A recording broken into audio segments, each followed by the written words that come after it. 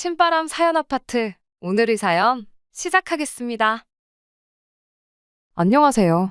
동갑인 남편과 결혼해 이제 결혼 1년 차를 맞는 올해 30대 초반의 여자입니다. 이렇게 사연을 보내게 된 이유는 지금 제가 이혼을 심각하게 고려 중에 있기 때문이에요. 결혼한 지 1년밖에 안 되어 이렇게 이혼 생각까지 하는 게 정상인가 싶기도 한데, 여러분들께서 제 이야기 한번 들어주시고 제가 정말 너무하는 건지 아니면 이혼 생각을 하는 게 마땅한 건지 한마디 해주시면 참 감사하겠습니다. 연애 때는 알뜰살뜰한 남편의 경제관념이 장점이라고 생각했는데, 결혼하고 나서 보니 무조건 알뜰하다고 해서 좋은 게 아니라는 걸 알게 됐어요. 물론 오늘만 사는 사람처럼 덮어놓고 돈 생기자마자 홀랑 써버리는 것보다야 쪼잔해 보여도 아끼는 사람이 훨씬 낫다고 생각은 하지만, 남편은 이게 맞나 싶을 정도로 아끼는 데만 집착하는 사람이라는 게 문제라면 문제였지요. 자기 주머니에서 땡전 한 푼 나가는 꼴을 못 보는 그런 사람이었죠. 일부러 운동한다고 1시간, 2시간씩 걸어 다니는 사람들도 있다면서, 집 앞에서 버스만 타도 20분이면 갈 곳을 일부러 그렇게 걸어 다닐 만큼 비효율적인 경제관념을 가지고 있습니다. 갖고 싶은 게 생기면 어떻게든 모아서 그걸 사는 게 아니고 비슷한 제품들을 몇 개 골라서 그중에서도 가장 싼 걸 고르는 식으로 물건을 사고요. 정작 그렇게 사서 잘 쓰고 잘 먹고 잘 입고 다니면 제가 뭐라 말을 안 하겠는데, 결국엔 싸구려 품질 때문에 꼭 다른 비슷한 걸 한 개를 더 사게 만드는 식이었어요. 음식을 사면 맛이 없다고 한 번 먹고 손도 안 대다가 버리기 일쑤였고, 옷을 사면 보온이 하나도 안 된다, 통풍이 하나도 안 된다 하면서 또 다른 비슷한 걸 하나 더 사고, 전자제품 같은 걸 사면 느려서 속 터진다고 혼자 성질을 부리고 그런 식인데, 저는 그게 도무지 이해가 가지 않았어요. 연애할 때야 그런 사소한 부분을 실제로 본 적이 없었으니 알 방법이 없었죠. 그냥 허튼데 돈 안 쓰고 그러는 사람이구나, 그런 식으로 좋은 점만 보고 좋은 부분만 생각하려고 했습니다. 데이트하면서도 돈을 아낀 건 사실이지만, 그럴 때마다 저랑 결혼해서 행복하게 살고 싶어 이렇게 모으는 거란 식으로 말을 하는데, 그걸 잘못됐다고 말할 수도 없는 노릇이었죠. 아무튼 그렇게 남편과 2년 정도의 연애를 하고 결혼 이야기가 나오게 되었습니다. 남편이 허튼데 돈 쓰는 걸 싫어하는 걸 알지만, 그래도 일생에 한 번뿐인 결혼식인데 아무리 그게 허례허식일지라도 어느 정도는 아끼지 않고 결혼식 준비를 하고 싶었습니다. 당연한 이야기겠지만 남편은 거기서도 돈을 아껴야 한다고 주장을 해왔어요. 제가 너무 아쉬워하니까 친정어머니께서 그럼 결혼식에 관련된 돈은 당신들이 도와주겠다고까지 하셨는데, 남편은 그냥 주신다는 부모님 말에도 그건 절대로 안 될 일이라며 극구 사양을 했습니다. 그나마 신혼여행은 국내가 아닌 해외로 다녀왔어요. 가까운 나라 일본이기는 하지만 그때 당시 엔저에다가 국내 여행은 바가지라 물가가 엄청 비싸다, 뭐 그런 이야기까지 돌았어서 오히려 그 부분은 남편이 먼저 신혼여행인데 그래도 해외가 낫지 않겠냐며 말을 꺼내줬습니다. 기껏해야 경주 같은 데 가자고 하겠구나 내심 걱정이 됐는데 참 다행이었죠. 그런데 막상 마냥 즐겁고 신나기만 할 줄 알았던 신혼여행지에서 기분만 잔뜩 상해서 돌아왔습니다. 비행기 시간도 애매한 시간이었고, 가서 뭐 분위기 나는 데서 식사를 한 번 했던 것도 아니에요. 일본은 편의점 음식이 엄청 잘 나온다면서 편의점 음식으로 한 끼를 때우기도 했습니다. 솔직히 종류가 많아서 신기하기도 했고, 저도 분위기에 휩쓸려 이것저것 주워 담기는 했습니다. 그냥 딱 전자레인지에 데워 먹는 한 끼 간단하게 때우는 음식일 뿐이었는데, 대체 뭐가 맛있다는 건지도 모르겠고, 한국 편의점에서 파는 음식들에 비해서 어디에 얼마가 더 대단하다는 건지 그런 느낌조차 못 받았는데, 남편은 웬만한 만 원, 2만 원짜리 파는 한국 음식점보다 낫지 않냐면서 엄지를 척척 칭찬을 연발하며 아주 제가 먹다 남긴 것까지 싹싹 긁어먹더라고요. 여행 다녀오신 분들 후기 같은 걸 보면 일본 편의점 음식 먹기는 꼭 해보는 것들 중 하나였다 보니, 암만 일본 들어오자마자 먹은 첫 식사가 편의점 식사였다는 게 실망스럽긴 했을지라도 그렇게 남들 하는 거 하나 똑같이 했다 하고 모르는 척 넘길 수 있었어요. 하지만 저를 가장 실망하게 만들었던 건 바로 숙소였어요. 그래도 둘이 처음 오는 해외여행이고 게다가 신혼여행인데, 야경이 끝내주는 5성급 호텔을 기대한 건 아니지만 캡슐 호텔을 숙소라고 잡아놓은 건 정말이지 어이가 없었습니다. 고시원만도 못한 공용 숙소를 신혼여행 숙소라고 잡아놨으니 정말 신혼여행 첫날에 잠을 청하는데 억울해서 눈물이 다 날 정도였어요. 남은 신혼여행도 좋을 거 하나 없었죠. 원래 해외여행 가면 발바닥에 물집 잡히는 것 정도는 기본이라고 할 만큼 많이들 걸어 다닌다지만 남편은 애초에 2다리 말고는 다른 교통수단을 사용할 생각 자체가 없어 보였습니다. 그나마 제가 우겨서 둘째 날부터는 캡슐호텔 신세는 면했지만 남편은 그만큼 다른 데서 돈을 아끼기 시작했고요. 신혼여행으로 일본은 지가 골라와 놓고 뭐 역사를 잊으면 안 된다느니 어쩐다니 하면서 우리가 여기서 돈을 아끼는 게 바로 애국하는 거라고 끝까지 1000엔 넘는 식사는 고르지도 못하게 하더군요. 일본에서 파는 편의점 음식이 어지간한 한국 식당에서 먹는 것보다 낫다면서 엄지를 축혀 세우던 인간이 갑자기 애국자 흉내를 내는데 정말 신혼여행부터 남편한테 오만정이 떨어지기 시작했어요. 그렇게 인생에 한 번뿐인 신혼여행을 있는 대로 망치고 돌아왔어요. 원래는 결혼하고 나서 남편이 경제권을 갖고 돈 관리를 하기로 했었는데 신혼여행 다녀와서 느낀 게 그렇게 했다가는 정말 집에서 천장에 굴비 하나 묶어두고 맨밥에 간장만 찍어 먹고 살겠구나 싶어서 신혼여행 다녀오고 나서 돈 관리는 각자 알아서 하기로 했습니다. 천만다행이었지요. 저는 결혼하고 얼마 지나지 않아 다니던 회사를 그만두고 친한 지인 한 명과 같이 사업을 시작하기로 했어요. 물론 여기서도 남편의 반대가 장난이 아니었지요. 당장 제가 수입이 줄어드는 건 당연한 상황에 자칫하면 그나마 벌어오던 수입이 아예 사라질 수도 있고 최악의 경우에는 빚까지 질 수도 있지 않겠냐는 이유였어요. 하지만 남편이 반대한다고 해서 시작하기로 한 사업을 포기할 생각도 없었습니다. 어차피 애초에 같이 사업하기로 한 지인의 부모님이 가지고 계신 상가 건물을 무상임대하여 시작하는 사업이었고 그럴 확률이 사업하다 망하는 것보다야 높지는 않겠지만 회사가 갑자기 망해서 내가 직장이 없어지면 수입이 없어지는 건 매한가지 아니냐고 우겼더니 남편도 딱히 반박을 못하더군요. 그래서 제가 남편한테 돈 관리를 따로 하기로 한 만큼 생활비는 내가 아르바이트를 해서라도 늦지 않게 줄 테니까 걱정 말라고 한마디 해줬더니 그제서야 남편도 몇 번 궁시렁대다가 알아서 하라고 한마디 하고는 말더군요. 사업 아이템을 확실히 가지고 있다고 한들 준비하는 기간 동안은 수입이 없고 거기에 이래저래 어쩔 수 없이 발생하는 비용들이 제 생각보다 훨씬 많았어요. 때로는 일 때문에 만난 사람에게 식사라도 대접해야 할 일이 종종 있었고요. 회사 이름으로 비용 처리를 했지만 남편한테는 그게 중요한 게 아니고 그런데 돈을 썼다는 게 중요한 일이었습니다. 하루는 제가 그런 식으로 일 관련된 사람 만나고 나서 회사에 가져갔어야 할 영수증을 집에 두고 온 적이 있었는데 남편이 그걸 발견해서 영수증을 봤었나 봐요. 회사 카드로 긁었고 현금 영수증도 회사 이름으로 발행했는데 남편 눈에는 그런 건 들어오지도 않았던 겁니다. 그날 일 마치고 돌아온 저를 붙들고는 한 끼에 10만 원이 넘는 밥을 처먹을 수가 있냐며 저보고 제정신이라고 입에 개거품을 물었던 적이 있어요. 남편한테 영수증 똑바로 보라고 내 돈으로 한 게 아니고 회사 돈으로 한 거 안 보이냐고 따졌더니 그제서야 그게 눈에 들어왔는지 아무 말도 못하더라고요. 잠깐 생각에 잠긴 듯한 남편이 저한테 다시 말을 꺼내기를 그럼 혹시 우리 저녁 식사도 회사 돈으로 먹고 비용 처리하면 어떠냐는 식으로 물어오는데 정말 어이가 없더라고요. 그게 말이나 되는 소리냐고 따졌더니 남편이 말하길 밖에서 알지도 모르는 사람한테 밥 한 끼로 10만 원 쓰지 말고 그 사람들하고 10만 원치 먹을 거 8만 원만 먹고 2만 원은 우리 먹으면 돈 10만 원 쓴 건 똑같은 거 아니냐입니다. 당신 횡령이라는 말은 들어나 봤냐고 당신하고 10,000원짜리 밥 한 끼 사 먹자고 20년을 알고 지낸 동업자하고의 신뢰를 산산조각 내버릴 생각도 없다 한마디 해줬습니다. 그랬더니 남편이 말하길 그럼 밖에서 모르는 사람하고 처먹는 돈 좀 아끼라고 싫은 소리를 하더라고요.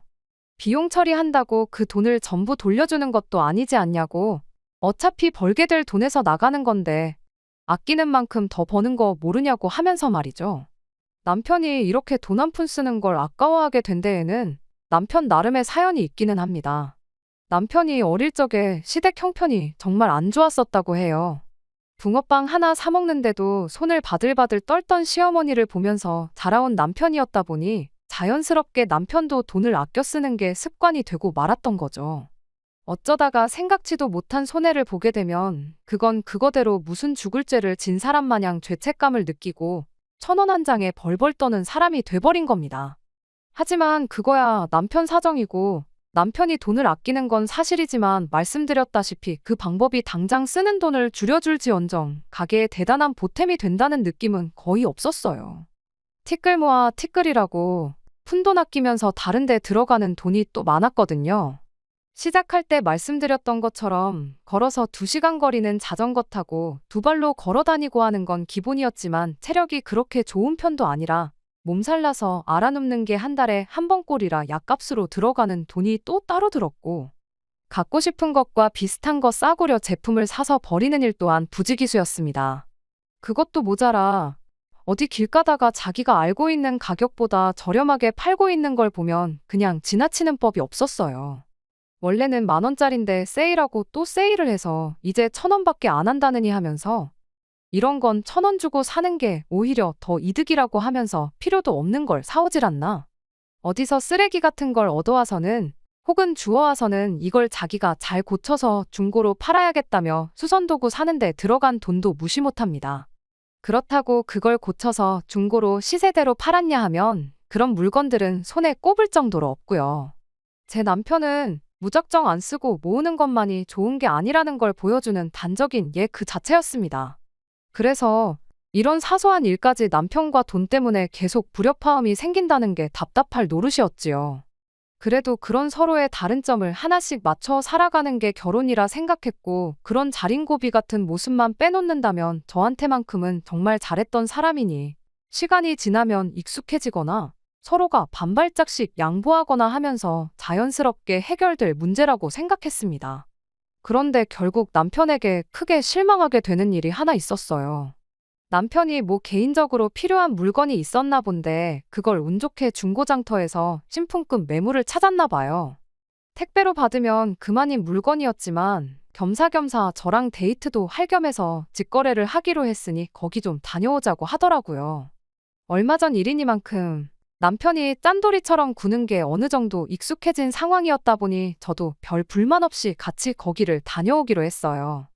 가는 길에 남편이 그 동네 짜장면을 아주 제대로 하는 곳이 있다면서 오는 길에 짜장면 한 그릇씩 사 먹고 오자고 하는데 아무리 볼 일이 있어 겸사겸사 다녀오는 거라지만 모처럼 데이트 나가서 짜장면 먹자는 게 싫었을 수도 있는데 말씀드렸다시피 이미 남편이 저러는 게 어느 정도 익숙해진 상황이었다 보니 그냥 아무 불만 없이 묻지도 따지지도 않고 그냥 따라 나갔어요. 그래도 나름 맛집이라고 찾아놓은 게 기특할 따름이었죠. 그런데 가다 보니 그 동네가 친정집 근처라는 걸 알게 되었어요. 예정대로 남편이 필요한 중고 물품을 받고 나서 남편이 찾아놓았다는 짜장면 집으로 향하는데 이왕 친정집에서 가까운 곳까지 왔는데 친정부모님 얼굴 안 보고 그냥 가기도 그렇고 해서 친정부모님한테 전화를 했죠. 아직 식사 안 하셨으면 같이 식사나 좀 하자고요. 남편이 순간 흠칫하는 반응을 보이긴 했지만 그래도 다른 사람도 아니고 자기 장인장모인데 근처까지 와서 그냥 가는 건 자기도 예의가 아니라 생각했는지 별말은 안 하더군요. 그렇게 친정부모님을 짜장면집 앞에서 만나서 식사를 했습니다. 남편이 짜장면 4그릇을 주문했는데 친정부모님이 이왕 나온 거 맛있게 먹자시며 탕수육 중짜 하나, 고추잡채 중짜 하나를 추가로 주문하셨어요. 알고 보니 친정부모님이 자주 오시는 가게이기도 하더라고요.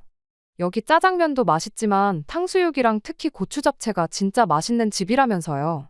요즘 이렇게 짜장면 맛있게 만드는 집이 아직도 있구나 하면서 진짜 오랜만에 맛있게 중국 음식을 먹었습니다.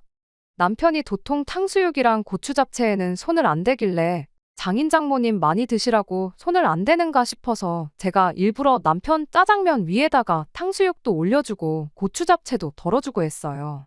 한 입 먹어보더니 자기도 맛있었는지 그 다음부터는 아주 마파람에 개눈 감추듯이 싹싹 먹더라고요. 남편은 공깃밥까지 하나 추가해서 남은 짜장에 밥을 비벼서 고추잡채랑 해서 한 그릇 더 먹었고요.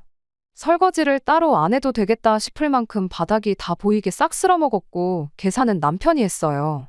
오랜만에 친정 부모님과 시간도 보내고 남편도 맛있게 먹는 걸 보니 은근 기분은 좋더라고요. 식사 마치고 나서 잠깐 이런저런 이야기 나누다가 친정 부모님이 이 먼 길을 버스를 타고 온 거냐며 놀라시더니 집에는 편하게 가라며 왕복 1시간 반 거리를 집까지 태워다 주셨습니다. 그렇게 그날은 아무 일도 없이 지나갔어요. 그리고 그날로부터 한 달이 더 지나서 친정아버지 생신이 다가오길래 그때 친정집에 전화를 걸었습니다. 그냥 간단하게 외식이라도 할 요량으로 아버지가 먹고 싶어 하시는 게 있느냐 물어보려고요. 그런데 친정어머니께서 엄청 시큰둥한 목소리로 뭘 외식은 외식이냐고 집에 있는 밥 차려줄 테니 그냥 친정집으로 오라는 말을 하시더군요.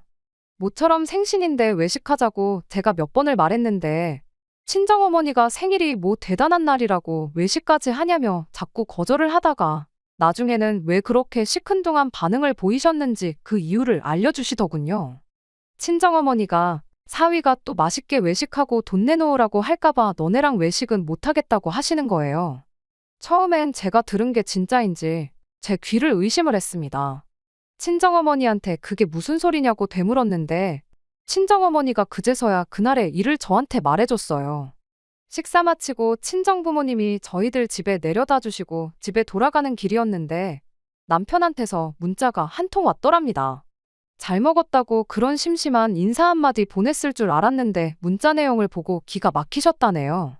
문자에 탕수육이랑 고추 잡채 그리고 장인 장모님 앞으로 시킨 짜장면 2그릇 값해서 7만 원을 자기 계좌로 보내달라고 써 있었대요. 맨 밑에 줄에 자기 계좌번호랑 해서 말이죠. 친정어머니가 하도 어이가 없어서 저한테 말해주려고 했는데 친정아버지가 괜히 이거 가지고 저한테 연락했다가 괜히 저랑 남편 부부싸움 나지 않겠냐며 말리셨대요. 그래서 여지껏 말 안 하고 가만 계셨는데 친정어머니도 저희들 싸움 붙이고 싶은 생각은 없으셨지만 그래도 말해줄 건 말해주는 게 맞다 싶어서 이번에 말 나온 김에 이야기해주는 거라고 하시더라고요. 이제 와서 지난 일을 가지고 저희들 싸우라고 하는 이야기는 아니고 그냥 괜히 또 마음 상할 일 만들고 싶지 않으니 그냥 친정아버지 생신 때 괜히 외식하자고 하지 말고 집에 와서 차려주는 밥이나 먹고 가라 한마디 하시고 전화를 끊으셨어요. 전화 말미에 괜히 장인장모가 돼서 딸하고 사위 싸움 붙이는 느낌이니 절대 이 일을 가지고 남편하고 싸우거나 하지 말라고 당신들은 그냥 넘어가기로 했다고 한마디 하셨는데 자초지종을 알아버렸는데 그냥 넘어갈 수가 없었어요. 같이 식사한 게 친정부모님이 아니라 시부모님이었으면 어땠을까 생각하면 너무 열이 받더라고요. 그래서 그날 저녁에 퇴근해서 돌아온 남편 붙들고 한마디 했습니다. 지난달에 우리 부모님하고 밥 먹고 나서 밥값을 따로 청구했다는데 그게 사실이냐고 그리고 사실이면 대체 무슨 생각으로 그랬던 거냐고요. 그랬더니 남편이 그게 무슨 잘못이냐는 듯 뻔뻔하게 한마디 꺼내더군요. 장인 장모님하고 같이 식사하는 건 애초에 계획에 없던 일이었지 않냐고요. 그리고 장모님도 참 너무하신다 하면서 불만을 토로하더라고요. 어이가 없어서 누가 너무한 건지 밖에 나가서 지나가는 사람들 붙들고 한번 따져보겠냐고 남편한테 한마디 했어요. 그랬더니 남편이 그게 아니라 장모님이 너무 당신 유리한 대로 설명을 하셨다고요. 돈을 바로 보내주시긴 했는데 자기도 곰곰이 생각해보니 짜장면값까지 받는 건 너무한 것 같아서 곧바로 친정어머니 계좌로 15,000원을 다시 보내줬다는 겁니다. 그런데 어떻게 그 이야기는 쏙 빼놓고 내가 7만 원을 달라고 했던 것만 이야기하실 수가 있냐고 따지는 거예요. 이 인간이 제정신인가 싶었죠. 당신이 돌려드린 게 짜장면값 15,000원이 아니라 나머지 다른 음식 먹은 거 55,000원을 돌려드렸다고 해도 이 상황 자체가 말도 안 되는 거다 한마디 해줬더니 남편이 대답이라고 하는 게 더 어이가 없었어요. 애초에 나는 장인 장모님하고 같이 식사를 할 계획이 없었다. 나한테 상의도 없이 2분 불러낸 건 당신 아니냐 하면서 따지더군요. 그날 중고로 샀던 물건값이 신품 사는 거랑 가격 차이가 3만 원 정도 났답니다. 둘이서만 먹었으면 자기는 15,000원을 번 거나 마찬가지인데 계획에도 없던 장인 장모님 때문에 돈을 더 쓰게 되면 그날 그 멀리까지 발품 팔아서 찾아간 이유가 하나 없고 자기만 손해 아니겠냐며 손익을 따지더라고요. 거기에 자기가 100번 양보해서 식사를 대접해드리려고 했는데 또 자기 의사는 묻지도 않고 음식을 추가해서 시킨 건 장모님 아니셨냐고. 암만 생각해도 밥값은 돌려받는 게 맞는 것 같아서 자기도 생각 많이 하고 그날 문자를 보냈다는 거예요. 어이가 없어서 그날 그 자리에서 제일 야무지게 식사한 사람이 할 소리는 아닌 것 같다고 한마디 했더니 그것도 다 이유가 있더군요. 자기는 먹을 생각이 없었는데 제가 억지로 먹게 시켜서 먹은 거라고요. 무슨 소리를 하는 건가 했더니 그날 남편이 일부러 다른 음식 손도 안 대고 짜장면만 호로록 먹고 있던 게 애초에 그 음식 가격들을 책임질 생각이 없었기에 그랬다는 소리였죠. 그런데 자기가 안 먹으려던 거 제가 억지로 먹으라고 그래서 먹은 거였고 마지막에 다 먹고 남은 음식은 버리는 거나 마찬가지였기 때문에 자기가 공깃밥 하나 추가해가지고 버릴 음식을 처리했다고 하는 겁니다. 말인즉슨 제가 먹으라고 준 건 자기 의지로 먹은 게 아니고 밥 추가해서 싹싹 먹은 건 어차피 식사가 다들 끝나버린 와중에 잔반이 돼버린 남은 음식들을 자기가 처리한 거라고. 그러니 자기는 그날 시킨 탕수육하고 고추 잡채를 하나도 안 먹은 거나 마찬가지니 돈 계산을 할 필요도 없는 거나 마찬가지라는 말을 하려는 거였죠. 그러면서 끝까지 그래도 내가 장인 장모님 짜장면은 한 그릇씩 대접해드린 거니 욕먹을 거 하나 없는 상황이지 않냐면서 제가 이러는 게 도무지 이해가 안 된다고 오히려 적반하장으로 저한테 짜증을 내더라고요. 친정어머니를 이상한 사람으로 만든 건 두말할 것도 없고요. 이 인간이 짠돌이인 걸 알았지만 정말 결혼 생활 1년 하면서 이렇게 정이 떨어져 본 적이 없었어요. 친정 부모님한테도 너무 쪽팔려서 이런 인간하고 결혼해서 1년이나 같이 살맛대고 살았다는 게 수치스럽기까지 하더라고요. 남편은 당장 생활비에 문제 생기면서 어떠냐며 반대했었지만 친정 부모님을 포함해 모든 친척들이 저한테 너는 똑부러지는 아이니까 사업을 해도 잘할 거다 이런 이야기를 들었는데 정작 똑부러진다는 제 자신이 남편이라고 이런 사람을 골랐으니 말입니다. 친정아버지 생신에는 결국 외식을 하기는 했어요. 인당 25만 원 하는 디너 코스 요리 나오는 곳으로 일부러 제가 알아볼 수 있는 최대한 비싼 곳으로 찾아서 다녀왔습니다. 그래도 명색이 장인어른 생신인데 남편이 혹시나 그냥 넘어가겠어 하고 눈꽃만큼 기대는 했는데 역시나 가격 보고 이런 데를 왜 오냐고 툴툴거리더라고요. 내가 내 돈으로 낼 거니까 걱정 말라고 한마디 해주니 그날처럼 처먹기는 거기 있던 손님들 중 제일 잘 먹더군요. 그때처럼 그릇까지 먹을 기세로 말이에요.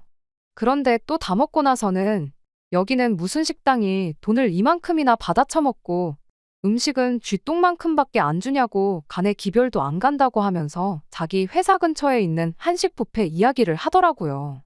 거기 가서 9,900원만 내면 음식 종류도 훨씬 많고 배 터질 때까지 먹고 올 수 있다고 하면서 단번 생신 때는 자기가 외식 장소를 알아봐야겠답니다. 내가 선택한 사람이니만큼 어떻게든 참고 살아보려고 했는데 이젠 한계에 온 것 같아요. 얼마 전에 혼자 친정 가서 친정어머니한테 신세 한탄 좀 했더니 그래도 이혼은 조금 아니지 않냐고 살다 보면 이런 건 익숙해질 테고 서로 맞춰가기 마련이라고 저보고 참으라 하시네요. 이제 고작 결혼 1년 차 넘어가는데 제가 더 참을 수 있을런지 모르겠어요. 아니, 이걸 참고 있는 게 맞는 건가 싶기도 하고요.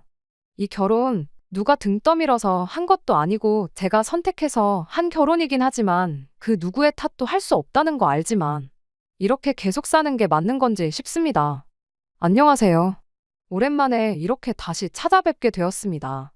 지난 몇 달간 정말 혼자서 오랜 시간 많은 고민을 했어요. 이렇게 저렇게 생각을 해봐도 아무리 제가 선택한 사람이라지만 연애할 때 저한테 잘했던 추억 하나만 가지고 평생을 살아갈 수는 없겠더라고요. 그래서 저는 결국 이혼을 선택하게 되었습니다. 그냥 이혼을 한 건 아니에요. 친정아버지 생신 때 혹시나 하고 기대했던 것처럼 제 나름 몇 번의 기회를 더 줬습니다. 그럴 때마다 번번이 남편은 제 기대를 저버렸고 그렇게 시간이 지나 시어머니 생신날이 찾아왔어요. 뭐 알아보기도 싫고 해서 남편한테 당신 회사 근처 한식 뷔페나 가자고 하려다가 그래도 친정아버지 생신 때 좋은 데 다녀왔는데 아무리 기분 나빠도 그러자고 하긴 좀 그랬어요. 아니나 다를까 남편한테 시어머니 생신 때는 어디 가는 게 좋겠냐고 물어봤는데 남편이 콕 집어서 어디 가자고 하지는 않고 어디 괜찮은데 아는 데 있냐며 말끝을 흐리더군요. 그게 은근하게 그래도 시어머니 생신인데 좋은 데 가자고 말하고 싶은 눈치였어요. 친정아버지 생신에 그렇게 비싼 데 다녀왔으니 시어머니 생신 때도 좋은데 한번 다녀오고 싶은데 막상 자기가 알아보면 계산도 자기 돈으로 다 해야 할 것 같으니 저보고 알아오라고 한 다음에 책임을 저한테 일부나마 덮어씌우고 싶어서 저런다는 게 눈에 딱 보이더라고요. 그래서 남편한테 제가 먼저 말했어요. 다른 사람도 아니고 시어머니 생신이니까 내가 챙기겠다고요. 그랬더니 남편이 입이 귀에 걸려서는 그럼 저번에 장인어른 생신 때 다녀온 데 같은 곳으로 한번 알아보라 하는 겁니다. 음식이 양은 적었어도 분위기가 참 좋았다면서요. 그리고 신혼에도 부를 테니 시조카까지 해서 총 7명 자리를 예약해야 한다고 강조를 하더라고요. 결혼한 지 얼마 안 돼서 시아버지 생신이 있었는데 그때는 남편이 누나네 오면 돈 안 낼 게 뻔하다고 일부러 부르지도 않았었는데 제가 챙긴다고 했더니 그래도 지 가족 공짜 밥 먹여주겠다고 부르는 속이 안 봐도 뻔했습니다. 여기저기 알아보다가 저번에 다녀온 파인다이닝 같은 데보다는 고깃집이 낫겠더라고요. 시댁도 남편하고 똑같이 질보다는 양을 선호하는 집이다 보니까 괜히 비싼 돈 내고 양이 적다니 이런 이야기 듣는 것보다야 가리는 사람 하나 없는 고기 먹는 게 낫겠다 싶었죠. 남편도 한우 먹는다고 하니까 분위기보다는 음식이 맛있고 양이 많아야지 하면서 좋다고 했고요. 일부러 고깃집도 무한리필이나 저렴하게 먹는 곳 말고 연예인들도 찾아온다는 비싼 곳으로 예약했습니다. 그리고 시어머니 생신 당일이 되었지요. 다들 들어가서 메뉴판을 보더니 1인분에 고기가 5만 원을 넘냐고 놀라 자빠지더군요. 신우가 올케 요즘 사업한다더니 돈 좀 버나봐 하고 묻는 걸 보니 이미 남편이 다 제가 쏜다는 식으로 이야기했고 돈이라고 땡전 한 푼 낼 생각이 없다는 게 눈에 딱 보였어요. 심해부도 아주 자기가 만반의 준비를 하고 왔다고 오늘 많이 먹으려고 전날부터 굶었다느니 어쩌느니 이런 말을 하더라고요. 시조카가 고기 나오기 전에 깔린 밑반찬을 하나를 집어먹으려는데 신우가 젓가락으로 시조카가 집은 반찬을 탁 쳐내더니 이런 걸로 배 채우지 말고 한우고기 먹으라고 눈치까지 주는데 정말 온 가족이 똑같아도 이렇게 똑같을 수가 있나 싶었습니다. 아무튼 그렇게 식사가 시작되었어요. 남편이랑 심해부는 고기가 익기도 전인데 불판 위에 올라온 고기를 가져가기 바쁘더군요. 소고기는 원래 겉만 살짝 익히고 먹는 게 제일 맛있는 거라고 하면서 불판 위에 고기가 올라오기 무섭게 사라지기 시작했어요. 시어머니 생신 때문에 모인 건데 지들 먹기 바쁘지 시어머니 챙기는 사람은 또 아무도 없더라고요. 그때 확신했어요. 참고 산다고 해서 남편이 변할 일은 없겠구나 하고요. 어차피 저도 다 계획이 있었던 터라 고기를 얼마나 추가를 시키던 간에 크게 상관 안 했습니다. 대신 다른데 신경을 곤두세우고 있었습니다. 그렇게 장장 1시간 반에 걸친 식사가 끝이 났습니다. 7명이서 고기를 총 25인분을 시켜 먹었어요. 추가로 시킨 술이며 음료수에 마지막에는 고기가 물린다고 시킨 냉면들까지 해서 총 152만 원이 나왔습니다. 제 복수는 이제부터였어요. 계산서 나오자마자 제가 말했죠. 내가 먹은 거 1인분에 냉면 한 그릇, 시어머니가 드신 거 냉면 하나, 된장찌개 하나에 공깃밥 하나, 고기 1인분 해서 15만 원 결제할 테니 나머지는 알아서 계산하라고요. 내가 대충 보아하니 심해부랑 남편, 아버님이 6인분씩은 드셨고 신우가 3인분에 시조카가 2인분 정도 먹었다고 각자 먹은 만큼 내던지 인수대로 따져서 뿜빠이를 하던지 정하시면 될 것 같다고 각자 자기들이 냉면이랑 음료 같은 거 뭐 먹은지는 알고 있지 않냐고 한마디 해주고 자리에서 일어났습니다. 제 말이 끝나니까 그 자리에 있던 전원이 이건 무슨 소린가 하고 어리 빠져서 저를 쳐다보고 있더라고요. 뭐 남편이 우리 부모님한테 탕수육 값을 돌려받았느니 이런 이야기 할 것도 없겠다 싶어서 그냥 못 본 척하고 자리에서 일어났어요. 그리고 말한 대로 어머님하고 제가 먹은 것만 계산하러 가는데 남편이 쫓아 뛰어나오더니 이게 뭐 하는 짓이냐고 따져묻더군요. 자기가 했던 건 생각도 안 하고 뻔뻔하게 저러는 게 어이가 없어서 내가 어머님 몫은 책임진다고 진작에 말하지 않았냐고 한마디 해줬어요. 시어머니 생신에 시어머니가 태어나신 거지 아버님이 태어난 건 아니시지 않냐고요. 애초에 나는 시어머니 생신이니만큼 어머님만 챙겨드릴 생각이었는데 당신이 오지랖 부려서 아버님도 부르고 신혼에 온 가족까지 부른 거 아니냐고 다른 사람들은 나는 모르는 일이니 당신이 알아서 하라고 했네요. 남편이 엄청 곤란했을 거예요. 제가 그래도 1년 같이 살아봐서 너무나 잘 알죠. 평소에 지갑에 현금이라고는 비상금이라고 10,000원 한 장 가지고 다니는 게 전부고, 카드도 괜히 과소비한다고 한도를 30만 원으로 만들어 놓고 다니는 사람이거든요. 15만 원 제가 내도 남은 게 거의 140만 원 돈인데, 남편이 계좌이체 해주는 거 말고는 그 돈을 낼 방법이 만무했죠. 이참에 남편이 신우네한테 누나네가 먹은 건 누나네가 내라고 박터지게 싸운다면 더할 나위 없이 좋았고요.